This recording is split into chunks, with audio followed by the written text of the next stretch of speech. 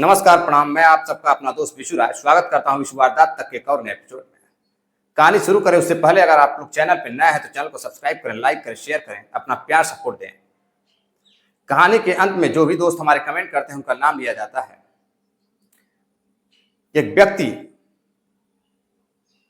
पूर्वांचल उत्तर प्रदेश में जिसके दबदबे रहते हैं, तूतियां बोलती हैं, रुतबे रहते हैं, आपराधिक साम्राज्य से लेकर राजनीतिक साम्राज्य तक उसके चर्चे रहते हैं,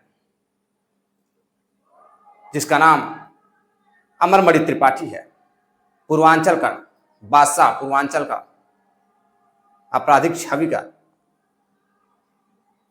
राजनीतिक दुनिया का बादशाह जिसे कहा जाता था।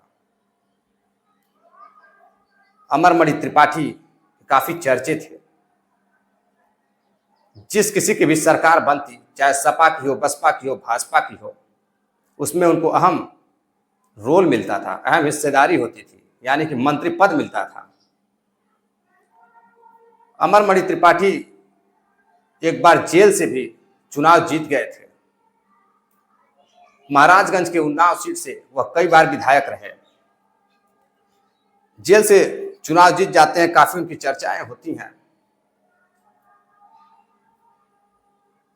एक दिन उनको जेल हो जाती है, उनके और उनकी पत्नी को, उनके भतीजे को जेल हो जाती है। चर्चाएं मार्केट में गर्म हो जाती हैं, माहौल गर्म हो जाता है, चारों तरफ चर्चाएं होती हैं कि जिस व्यक्ति की इतनी पहुंच हो, वह खुद मंत्री हो, उसको जेल कैसे हो सकती है। दरअसल कहानी है 29 मई 2003 की। उससे पहले एक लड़की रहती हैं 17 से 18 साल की, मधुमिता।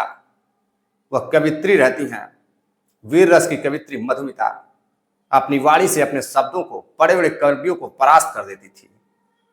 कम उम्र की मधुमिता बड़े बड़े सम्मेलनों में धीरे धीरे भाग लेने लगी थी। उनके चर्चे होने लगे थे। अपनी खूबसूरती की वजह से और अपनी वीर रस की वाणी की वजह से वह सभी जगहों पे उनके चर्चाएं होने लगी। धीरे धीरे जैसे वह बड़ी होती गई, उनके मन में राजनीतिक इच्छाएं भी पनपने लगी। राजनीतिक इच्छाएं भी पनपने लगी तो वह बड़े बड़े नेताओं से मिलने लगी। बड़े बड़े नेताओं के साथ उनका उठना बैठना शुरू हो गया। इसी बीच एक सम्मेलन में उनकी मुलाकात होती है अमरमणि त्रिपाठी से। अमरमणि त्रिपाठी काफी मधुमिता के चर्चाओं को सुने थे। उनसे जब मुलाकात होती है तो पहली ही मुलाकात में अमरमणि त्रिपाठी अपना दिल हार बैठते हैं। मधुमिता से वह दिल लगा बैठते हैं। दोनों के बीच दोस्ती और मोहब्बत पनपने लगती है। दोनों लोगों का मिलना जुलना आपस में रहता है। लखनऊ पेपर मिल की एक कॉलोनी में मधुमिता अकेले रहती थी। उनके साथ उनका नौकर देशराज भी रहता था। 9 मई 2003 को अचानक ये खबर आती है कि मधुमिता की हत्या कर दी गई है। कुछ बदमाश, कुछ अपराधी घर में घुसते हैं और गोलियां दागते हैं और मधुमिता की हत्या कर देते हैं। मौके पर पुलिस पहुंचती है। पुलिस देशराज यानी कि मधुमिता के नौकर से पूछताछ करती है तो पता चलता है कि संतोष राय और प्रकाश पांडे नामक के दो व्यक्ति जो मधुमिता को अच्छी तरह से जानते थे, काफी जान पहचान थी, रूम पर आए थे और मैडम ने मुझसे चाय बनाने के लिए कहा। मैं चाय बना रहा था, तभी गोलियों की आवाज आई। जैसे ही मैं दौड़ कर गया, मधुमिता लहूलुहान थी। पुलिस लाश को पोस्टमार्टम के लिए भेजती है और देशराज बताते हैं कि यह दोनों आदमी अमरमणि त्रिपाठी के थे। इस केस में अमरमणि त्रिपाठी का नाम आने लगा। जब पोस्टमार्टम होता है तो पोस्टमार्टम में मधुमिता के 6 महीने के बच्चे, यानी कि मधुमिता के पेट में 6 महीने का बच्चा भी होता है। और वह बच्चे का जब डीएनए जांच किया जाता है अमरमणि त्रिपाठी से तो सेम पाया जाता है, यानी कि वह बच्चा किसी और का नहीं, अमरमणि त्रिपाठी का था। यह बात आग के तरफ फैलने लगती है। नेताओं, राजनेताओं, शहरों, गांव में चारों तरफ हो हल्ला मचता है। विपक्षी पार्टियां, विरोधी आवाज उठाने लगते हैं कि इस केस को सीबीआई से कराया जाए, मांग करते हैं सीबीआई से इस केस की जांच कराने के लिए, क्योंकि वह जानते थे कि अमरमणि त्रिपाठी का इतना बोलबाला है कि कहीं ना कहीं वह छोटे मोटे अधिकारियों को दबा देगा, इस केस से बच निकलेगा। सीबीआई गिरफ्तार करती है अमरमणि त्रिपाठी, उनकी पत्नी मधुमणि को और उनके भतीजे को, और जो दोनों अपराधी संतोष राय और प्रकाश पांडे होते हैं। मामला देहरादून के फास्ट ट्रैक कोर्ट में चलाया जाता है। 6 महीने के अंदर अंदर तीनों को उम्र कैद की सजा सुनाई जाती है और संदेह के आधार पर प्रकाश पांडे को सजा तो होती है लेकिन उम्र कैद की सजा से बरी कर दिया जाता है।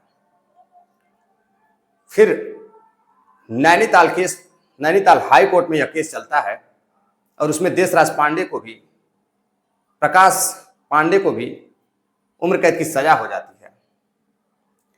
धीरे धीरे अमरमणि त्रिपाठी की जो इज्जत शान शोहरत रहती है वो घटने लगती है, जो उनका दबदबा रहता है, बाहुबल रहता है, वो कम हो जाता है। 2003 में जिस समय उन्होंने यह अपराध किया था, उस समय बहन मायावती की सरकार रहती है। बहन मायावती ने उनको अपने पद से बर्खास्त कर दिया था, यानी कैबिनेट से बाहर कर दिया था। अमरमणि त्रिपाठी खैर जेल में रहते हैं और जो उनके जो बेटे हैं अमनमणि त्रिपाठी, उनका साम्राज्य वह संभालते हैं और चुनाव लड़ते हैं, विधायक भी बनते हैं। उनकी एक बीवी रहती है सारा, उनके साथ वो कहीं बाहर जा रहे होते हैं, तभी एक भयानक एक्सीडेंट होता है जिसमें उनकी बीवी पूरी तरह से जख्मी हो जाती है और मर जाती है, उनकी मृत्यु हो जाती है। और उस एक्सीडेंट में अमनमणि त्रिपाठी यानी कि अमरमणि त्रिपाठी के बेटे को थोड़ी सी यानी कि जरा सी खरोंच आती है। जो सारा होती हैं यानी कि सारा, उनके माता पिता यानी कि अमनमणि त्रिपाठी के ससुराल वाले केस दर्ज कराते हैं कि यह हत्या है, यह एक्सीडेंट नहीं है। जिस तरह एक्सीडेंट हुआ है उस एक्सीडेंट में मेरी बेटी बुरी तरह जख्मी हो गई, बचने का कोई चांस नहीं था, वो उसकी मृत्यु हो जाती है। और अमनमणि त्रिपाठी बच कैसे जाते हैं? खैर कोर्ट में मामला चलता है और आज भी चल रहा है। जो मधुमिता की बहन होती हैं निधि शुक्ला, अपनी मधुमिता बहन के लिए केस लड़ती हैं। मामला आगे बढ़ता है। इस समय आज के डेट में ही सुप्रीम कोर्ट ने 25 अगस्त 2023 को सुप्रीम कोर्ट ने मणि यानी कि अमरमणि को बरी कर दिया है। सरकार के कहने पर सरकार ने यह कहा है कि अमरमणि त्रिपाठी का रहन सहन व्यवहार काफी अच्छा था जेल में, इसलिए उन्हें बरी कर दिया जाए। काफी शरीफ हो गए हैं, सुधर गए हैं। सुप्रीम कोर्ट यह बात मानते हुए सरकार से कही है, उत्तर प्रदेश सरकार से, कि आप 8 हफ्ते के भीतर भीतर हमें यह बात बताएं, लिखित रूप से दें। और वहीं निधि शुक्ला जो उनकी बहन है, उनका कहना है कि अमरमणि त्रिपाठी कभी जेल तो गया ही नहीं।